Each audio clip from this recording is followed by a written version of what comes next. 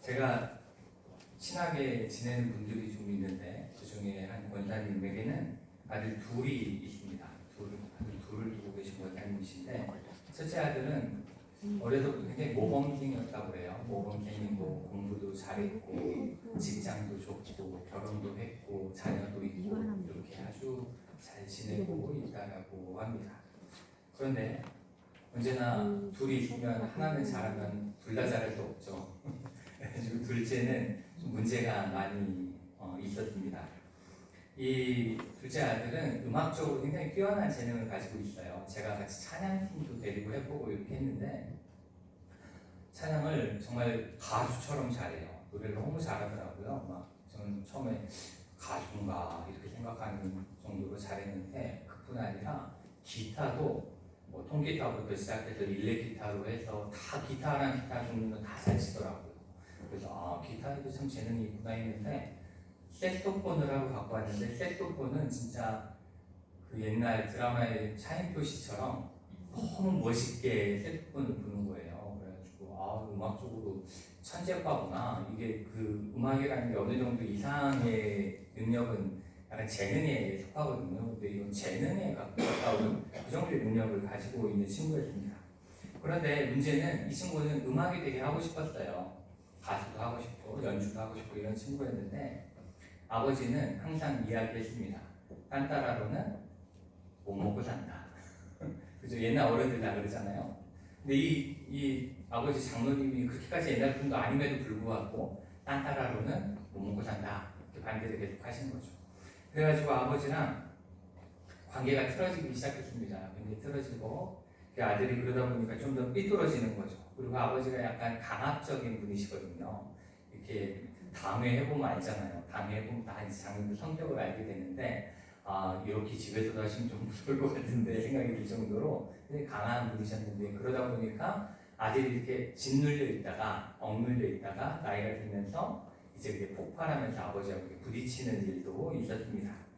그러다 보니까 이제 집을 나갔어요. 집을 나가서 이렇게 생활을 하는데 직장 생활을 하려고 해도 그게 잘 안 되는 거예요. 계속 사람들하고 이 아버지와의 관계의 트라우마 때문인지 사람들하고 부딪혀서 또 일을 그만두고 또 다른 곳에 가면 또 일을 그만두고 뭐 이렇게 하고 지냈습니다. 그러다 보니까 점점 이제 원룸이라는 공간 안에 갇혀가지고 또 인터넷이라는 공간 안에 갇혀가지고 지냈는데 최근에 통화를 하다 보니까 이 병원에 가서 좀 진료를 받아봤더니 강박증이 있다고 했고 분노 조절 장애가 좀 심하다고 그렇게 이야기를 했다고 합니다. 그러니까 강박증이나 분노 장애, 이 조절 장애가 있는 사람을 이 직원으로 뽑아줄 회사는 아마 없을 겁니다. 그러다 보니까 나이는 점점 들어가는데 전에는 그래도 6개월 다니던 직장, 그런데 3개월로 줄고 또 부딪혀서 2개월로 줄고 1개월로 줄고 이러면서 이제 직장 생활을 거의 못하고 그러다 보니까 돈이 없으니까 또 어머니한테 계속 또 원하고 근데 그걸 끊어야 된다라고 이야기하는데도 어머니는 또 이렇게 아픈 손가락이니까 어쩔 수 없이 또 도와주고 이런 악순환이 계속 되고 있었습니다. 그러다 보니까 이 권사님은 저하고 이렇게 통화를 하면 제일 먼저 제가 권사님 안녕하세요 이렇게 인사를 하면 목사님 어떡한데요? 이게 이제 첫 말이에요. 항상 목사님 어떡한데요? 그래가지고 여전히 그래요? 그러면 아직도 그렇다고 그렇게 이야기하시는데 그게 저랑 이렇게 같이 기도한 지는 7년 정도, 7, 8년 정도 됐고 그 권사님이 기도한 건 10년도 지났던 걸로 보이시는데 여전히 바뀌지 않는 거죠. 기도는 열심히 하시고 매일 새벽에 기도하시고 금요일에 울면서 기도하시고 또 중보기도에 오셔가지고 또 울면서 기도하시고 그렇게 하시는데도 바뀌지 않는 그런 모습 때문에 이제 힘들다 이런 이야기들을 저에게 많이 하셨습니다. 그러면 이제 저랑 이제 좀 이메일로 지내니까 그런 얘기를 하시죠. 전화로 목사님 우리 아들 위해서 한동안 기도 안 했죠 뭐 이런 이야기를 하시고 그렇게 하면서 불평불만도 저한테 얘기하곤 하셨는데 그런 이야기를 이렇게 하시는 권사님과 이렇게 대화를 하고 전화도 하고 만나서 식사도 하고 이렇게 하면서 권사님이 저에게 이러한 것들을 물으십니다. 대체 우리 아들을 향한 하나님의 뜻은 어디에 있는 겁니까? 우리 아들을 향한 하나님의 뜻은 무엇입니까? 아무리 기도를 해도 낫질 않는데 이 하나님의 뜻은 어디에 있습니까? 이렇게 묻곤 하셨습니다. 그리고 또 이런 말씀을 하시기도 하세요. 기도하다 보면 하나님께서 한 번 역사하시면 한 번에 뒤집어져서 치유가 될 것 같기도 한데 왜 그 일이 잘 나타나지 않는지 잘 모르겠다 이렇게 말씀을 하시고 자신의 가정에 그리고 자신의 자녀에게 또 자신에게 이런 어려움을 주는 하나님의 계획이 무엇인지 잘 모르겠다 이런 말씀을 하곤 하셨습니다. 지금도 그렇게 하시죠? 그래서 제가 그러한 이야기를 들으면서 특별히 드릴 말씀이 없는 거예요. 그쵸? 제가 뭐라고 답을 해야 될지 모르겠고 그저 그냥 이렇게 어떻게 지내고 있는지 어떻게 변화되고 있는지에 대해서 묻기도 하고 또 이럴 때 아들에게 이런 이야기를 좀 해보면 어떨까요? 뭐 이런 식의 일을 해보게 하면 어떨까요? 이런 조언은 드리지만 거기에 대해서 하나님의 뜻이 여기에 있습니다 라고 말씀드릴 수는 없죠. 그렇죠? 그렇게 없습니다. 그래서 그냥 전화하고 마지막 이제 전화 통화는 뭐 계속 기도하겠습니다 이렇게 하고 끊고 또 그 아들을 위해서 시간이 되고 기억날 때마다 기도를 하곤 합니다. 또 예전에 제가 사역했던 교회에 그 80이 그 당시 한 80 좀 넘으셨던 것 같아요. 정확한 제 연세는 잘 기억나지 않는데 이 집사님 한 분 계셨어요. 여자 집사님 한 분 계셨는데 집사님 하루는 저한테 이제 저 다음 주일에 못 와요 이렇게 얘기를 하셨습니다. 주로 이제 교인들이 다음 주에 못 온다는 건 어디에 가거나 혹은 연세 드신 분들은 병원에 가거나 뭐 이런 경우에 주로 그런 걸 이야기하시거든요. 그런 이야기를 하시면서 저한테 대전에 있는 병원에서 무릎 인공관절 수술을 하러 가신다는 거예요. 그래서 인공관절 넣고 하면 입원 기간이 있기 때문에 한동안 못 본다 뭐 이런 이야기를 하셔가지고 수술을 하신 다음에 며칠 후에 이제 문병을 갔죠. 이제 조치원에서 이렇게 대전 선병원이었는데 면회를 이렇게 갔습니다. 근데 6인실 정도 되는 병실이었는데 제가 이렇게 되게 이렇게 선명하게 기억이 나는 게 제가 이렇게 병실 문을 열고 딱 들어갔어요. 그랬더니 이렇게 그 집사님이 사람들하고 이렇게 쳐다보면서 뭐 얘기를 하고 막 이렇게 웃고 이러면서 계시더라고요. 그래서 이제 제가 이렇게 뒤에서 들어가니까 문 열리는 소리 저를 이렇게 돌아보신 거예요. 돌아보서 저 이렇게 딱 쳐다보시더니 아니 분명히 그 전까지 웃고 계시다가 저를 보더니 통곡을 하시는 거예요. 통곡을 하면서 막 우시는 거예요. 그러면서 제가 이렇게 가서 왜 그러시냐고 그랬더니 너무 아프다는 거죠. 분명히 좀 전까지 그렇게 안 아파 보였는데 너무 아팠다고 너무 아프다고 무릎이 수술 너무 아프다고 저한테 막 펑펑펑펑 울면서 막 얘기를 하셨습니다. 그래서 손을 잡고 위로를 하시는데 이 집사님이 교회 다니실 때 오래되진 않으셨어요. 그러니까 이제 집사님으로 계셨는데 이 집사님 저에게 하시는 말씀이 자기가 교회는 안 다녔어도 평생 죄 짓고 살지는 않았다는 거예요. 내가 그렇게 뭐 잘못한 것도 없고 내가 누구한테 뭐 나쁘게 한 것도 없다. 그런데 도대체 왜 하나님 나한테 이런 고통을 주시는 거냐? 도대체 하나님께서 이렇게 고통을 주시는 이유가 뭐냐? 이렇게 이야기를 하셨습니다. 그래서 뭐 그거에 대해서 제가 뭐라고 답하겠어요? 원사님 집사님 몇 년도에 진 죄 때문인 것 같아요. 이렇게 얘기할 수는 없잖아요. 그래서 그것에 대해서도 답을 드리지 못하고 좀 며칠 고생하시면 꺾기 운동도 좀 하시고 하면 그때 되면 통증도 좀 사라지고 아픔도 없어질 테니까 잘 회복하시고 교회로 보자 이렇게 이제 말씀을 드리고 올 수밖에 없었습니다. 이렇게 교회에서 생활을 하거나 우리가 교회에서 있지 않아도 밖에서 이렇게 우리가 이 땅을 살아가다 보면 대체 이 일이 왜 일어나는 것일까? 나에게 왜 일어나고 저 사람에게 왜 이런 일이 일어나는 것일까? 라는 의문이 들 때가 있습니다. 그렇죠? 우리는 누구나 다 그런 궁금증을 갖게 되는 상황들을 맞이하게 되죠. 왜 나에게? 왜 우리에게? 우리 가족에게? 왜 우리 교회에 이런 어려움이 닥치는 걸까? 이것에 대한 하나님의 뜻은 무엇일까에 대해서 우리가 고민할 때가 있곤 합니다. 그렇지만 이러한 것들은 개인적인 상황에서만 또 나타나지도 않아요. 그렇죠? 아까 우리 이종희 집사님 기도하신 것처럼 우크라이나에서 전쟁이 있죠. 그렇죠? 중동에서도 전쟁이 일어납니다. 근데 이 지도자끼리 싸워서 지도자가 죽으면 상관이 없는데 아무 죄 없는 민간인들만 계속해서 죽어나가는 현실을 우리가 보고 있습니다. 또 지금은 예전하고 다르게 코로나처럼 알 수 없는 질병들이 계속해서 나타나고 있죠. 그리고 그것에 대해서 가난한 나라일수록 힘든 사람들일수록 더 그 질병 때문에 고생을 하고 있기도 합니다. 그리고 또한 먹고 사는 문제로 우리는 별로 상관이 없는 것처럼 보이진다 할지라도 여전히 이 세상에는 기근으로 말미암아 고통받고 있는 많은 사람들이 있습니다. 이럴 때 사람들은 다 묻습니다. 이러한 세상을 향한 하나님의 뜻은 무엇입니까? 이렇게 물을 수밖에 없는 거죠. 그렇지만 우리는 이 하나님의 뜻에 대해서 누구도 정확한 답을 이야기할 수 없다라는 것을 알고 있습니다.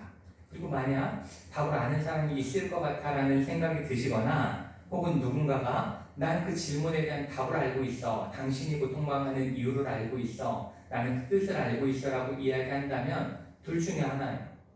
사입이거나 사기꾼이거나. 그렇죠? 우리는 그 하나님의 뜻을 정확하게 알 수가 없습니다. 왜냐하면 하나님은 우리의 지식이나 지혜로는 이해할 수 없는 크신 분이기 때문에 우리는 그 뜻을 명확하게 알 수가 없는 거죠. 그런데 문제는 오늘 말씀 속에 우리가 보시면 예수님께서는 아버지의 뜻에 대해서 기도하라고 가르치고 계신 거예요. 아버지의 뜻에 대해서 기도하고 그리고 하늘에서 이루어진 하나님의 뜻이, 아버지의 뜻이 이 땅 가운데서도 이루어지기 위해서 기도하라고 지금 말씀하고 있는 것입니다. 내가 지금 겪고 있는 아픔에 대한 하나님의 뜻도 잘 모르겠는데 우리 주변에서 벌어지는 다양한 일들을 향한 하나님의 뜻도 이해할 수 없는데 어떻게 하늘에서 이루어진 하나님의 뜻에 대해서 기도하라고 하시는 걸까? 이것이 어떤 의미일까를 우리는 생각을 해봐야 합니다. 이 말씀은 앞에서부터 계속 말씀드린 것처럼 참 우리가 알 수도 없고 알기도 힘든 내용이긴 합니다. 그렇지만 저는 오늘 말씀 속 아버지의 뜻이 하늘에서 이룬 것 같이 땅에서도 라는 이 말씀을 잘 살펴보면서 이 기도가 어떠한 기도를 의미하는지에 대해서 한 3가지 정도로 함께 말씀을 나눠보고자 합니다.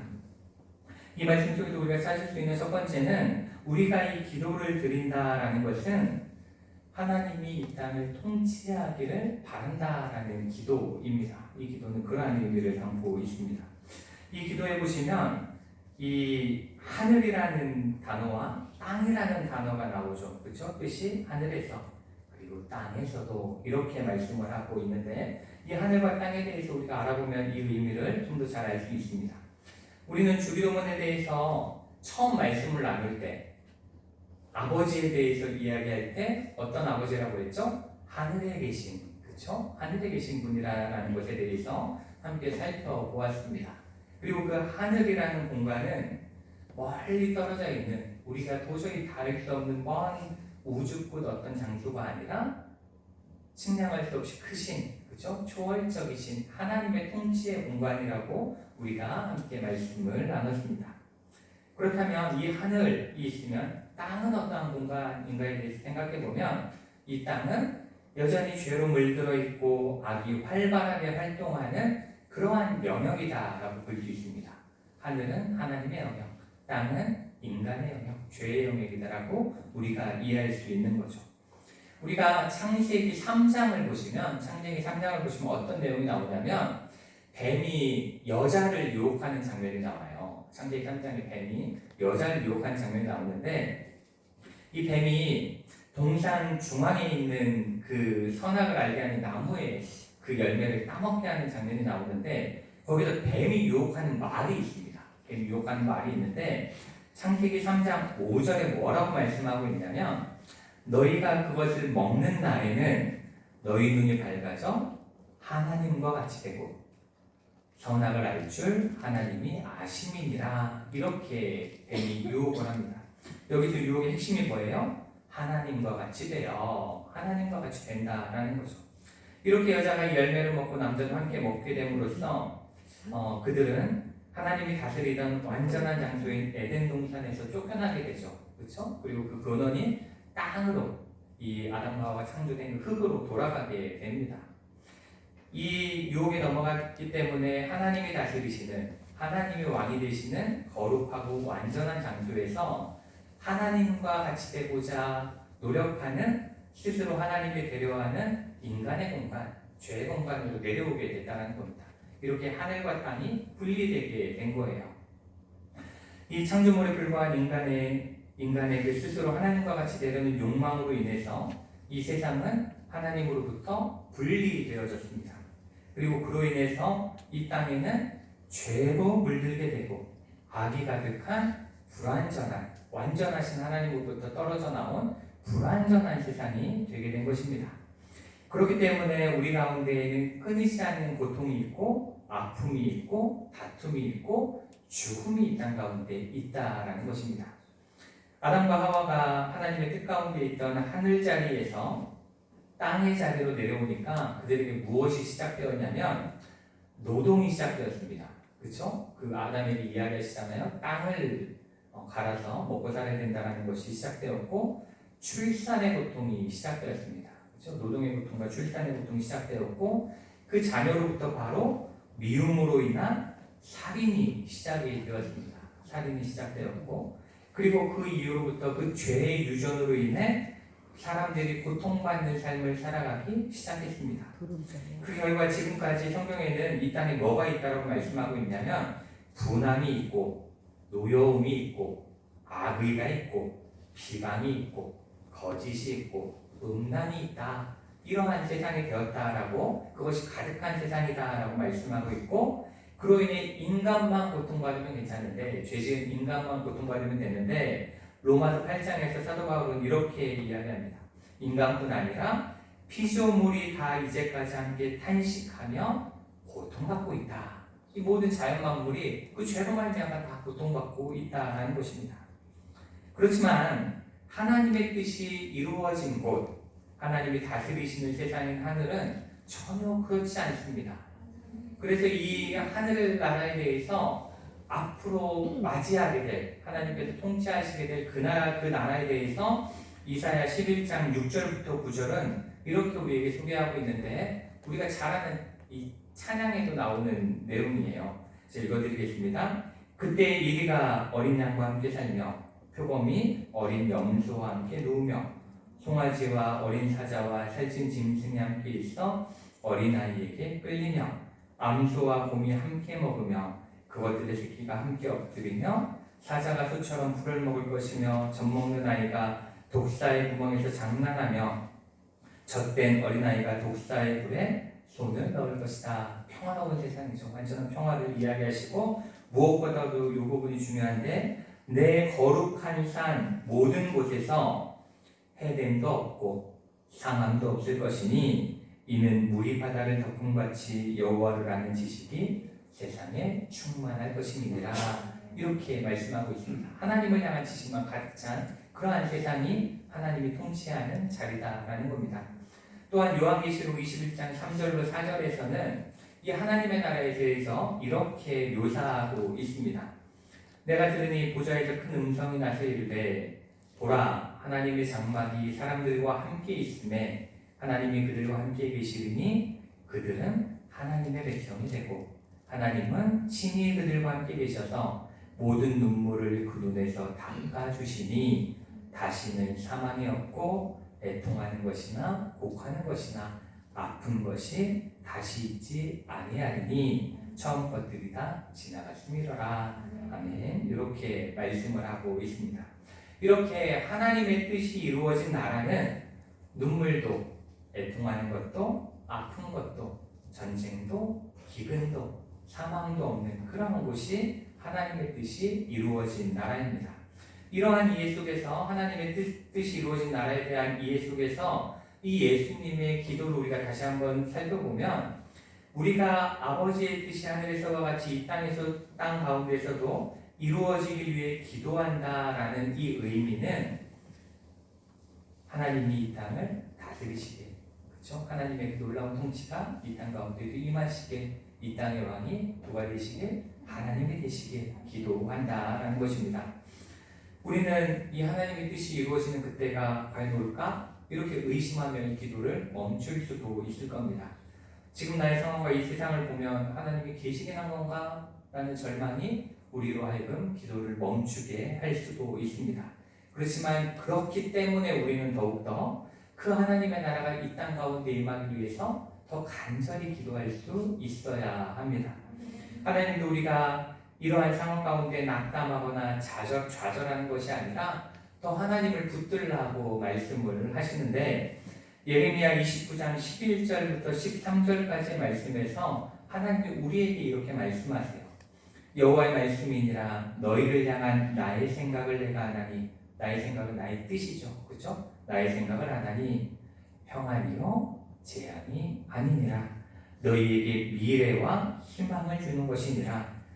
너희가 내게 부르짖으며 내게 와서 기도하면 내가 너희들의 기도를 들을 것이요 너희가 온 마음으로 나를 구하면 나를 찾을 것이요 나를 만나리라. 아멘. 분명히 이렇게 하나님은 약속하고 있습니다. 이렇게 언제나 신실하신 하나님께서 이 땅 가운데서 하늘의 그 나라의 뜻을 이 땅 가운데 이루시기 위해서, 그래서 이 땅이 고통과 절망의 나라에서 기쁨과 소망의 나라로 바꾸어 나가시기 위해 기도하는 것, 그것이 바로 아버지의 뜻이 하늘에서와 같이 땅에서도 이루어지게 하소서라는 기도의 의미라는 걸 기억해야 합니다. 둘째로 이 기도는 하늘에서 이루신 하나님의 구원의 계획이 이 땅에서도 온전히 이루어지고 완성되길 위해 기도하는 겁니다.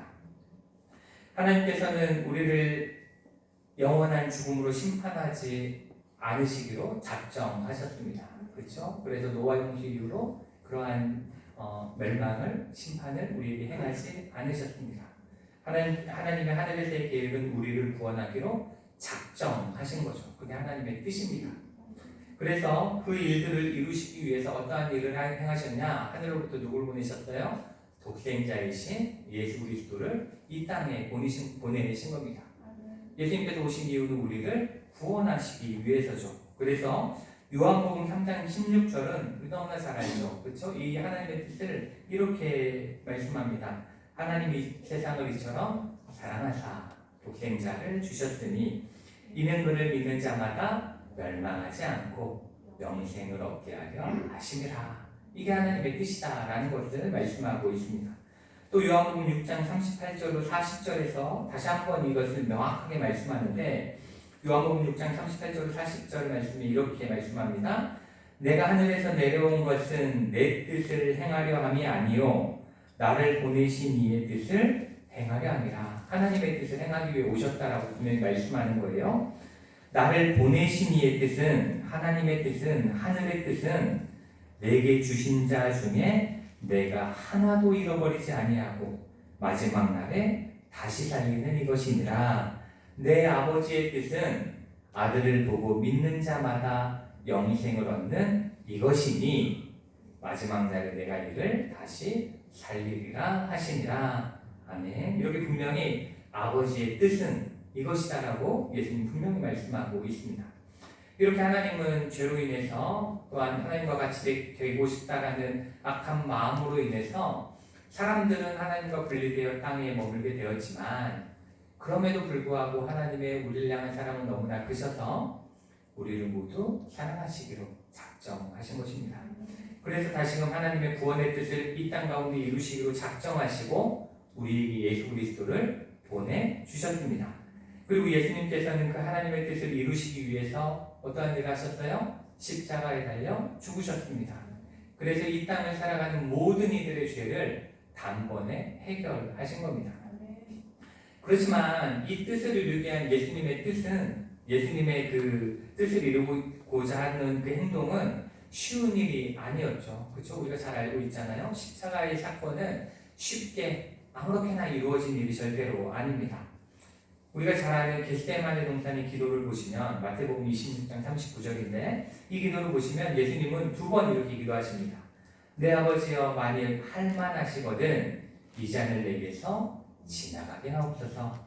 그러나 나의 원대로 마시옵고 아버지의 원대로 하옵소서. 이렇게 기도하시는데, 이게 예전 번역이 좀 더 좋아요. 전 예전 번역이 좀 더 좋다고 생각하는데, 예전 번역에는 나의 뜻대로 마시옵고 아버지의 뜻대로 되기를 원하나이다. 이렇게 하면서 아버지의 뜻에 대해서 명확하게 예수님도 말씀하시고 그것을 이루셨다는 것을 말씀하고 있습니다.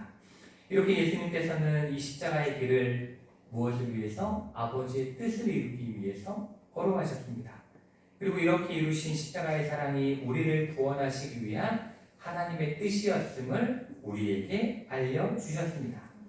그런데 우리가 이 구원의 계획을 잘 살펴보셔야 되는 게 뭐냐면, 이 구원의 계획을 하나님의 뜻을 예수님은 십자가로 이루셨어요. 그렇죠? 완성하셨습니다. 그런데 중요한 것은 그 구원을 이 땅에서 누리기 위해서는 한 가지 조건이 필요해요. 한 가지 조건이 필요한데 이 앞에 읽은 우리 요한복음의 말씀들을 한번 살펴보시면 하나님의 세상을 이처럼 사랑하사 독생자를 주셨으니 그러면 조건이 나오죠. 이는 그를 믿는 자마다. 그렇죠? 믿는 자마다. 그리고 요한복음 이 6장 38절로 40절에서도 똑같습니다. 내 아버지의 뜻은 아들을 보고 믿는 자마다. 그렇죠? 그 조건이 붙어 있는 거예요. 믿는 자마다 그 구원이 완성되어진다는 것을 말씀하고 있는 겁니다. 이렇게 하나님께서는 우리를 구원하시기 위한 하나님의 뜻을 이루셨지만 그 뜻이 완성되기 위해서는 우리 모두가 예수를 그리스도로 믿고 영접할 때에 완성되어지는 것입니다. 우리에게 하나님의 나라가 온전히 임하게 된다는 거죠. 그렇기 때문에 우리가 아버지의 뜻이 하늘에서와 같이 땅에서도 이루어지길 위한다라고 기도하는 것은 이 악한 세상 속에서 우리 모두가 세상의 부귀영화, 세상에 누려지는 것들이 전부인 것처럼 살아가는 것이 아니라, 그렇게 사는 것이 아니라 나를 위해 참된 구원을 이루신 예수 그리스도의 십자가의 사랑을 온전히 믿고 예수님을 구주로 모심으로 하나님의 그 하늘에서 이루신 구원 계획이 내 안에서, 우리 안에서 완성되길 원합니다. 이루어지길 원합니다. 이렇게 기도한다는 의미인 것입니다. 또한 이 기도는 하나님께서 나에게만 완성되기 위해서 기도하는 것이 아니라 이 땅 가운데, 그렇죠? 이 땅의 모든 사람이 예수 그리스도를 구주로 믿게 하기 위해서 기도하는 거잖아요. 그러니까 우리가 이렇게 기도할 때 뭐가 필요한 거예요? 이 구주로 믿게 하기 위해서 이 예수 그리스도의 사랑을 나누는 자, 전하는 자. 그래서 이 땅 가운데 그것이 이루어지기를 힘쓰는 자가 되게 해달라는 기도의 내용이 이 안에 포함되어져 있다라는 것입니다. 그렇기 때문에 우리는 이 기도를 드리면서 내가 믿음을 갖게 하시고 그리고 다른 이들도 이 믿음을 가질 수 있도록 하나님 안에서 일하는 자가 해달라고 기도하시는 우리가 되어줘야 합니다. 마지막으로 이 기도는 하늘에서 하나님의 뜻이 이루어졌다는 것은 하늘에 거하는 자, 하나님의 통치 아래 있는 자들은 이 하나님의 뜻대로 살아간다는 거예요. 그렇죠? 하나님의 뜻대로 살아간다는 거죠. 그것이 이 땅 가운데 이루어지기 위해 기도한다는 건 우리도 땅에 있지만 하나님의 뜻대로 살아가기를 원한다라는 기도라는 겁니다. 우리도 하나님의 뜻을 구하며 살아가야 된다는 겁니다. 이 땅은 여전히 죄악으로 넘쳐나지만 우리는 기도해야 됩니다. 그 땅의 뜻대로 살아가는 것이 아니라 하나님의 뜻대로 내가 살게 하옵소서. 이러한 기도가 이 기도라고 볼 수 있습니다. 성경에는 하나님의 뜻을 구하는 사람은 이렇게 살아야 된다라고 여러 군데서 말씀하고 있지만 저는 오늘 한 군데의 말씀을 함께 나누고자 하는데 우리가 너무나 잘 아는 데살로니가전서 5장 16절부터 18절까지의 말씀을 함께 나누고자 합니다. 우리를 향하신 하나님의 뜻 하면 딱 생각나는 구절이 하나 있는데 데살로니가전서 5장 16절부터 18절 말씀입니다.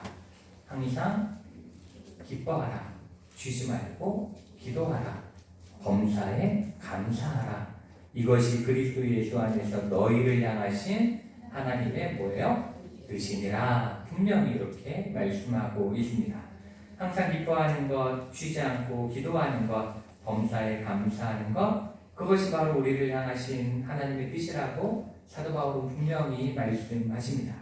그렇기 때문에 하나님의 뜻이 이 땅에 이루어지기 위해 우리가 기도한다면 우리는 이 말씀을 순종하며 이 말씀대로 살아낼 수 있어야 합니다.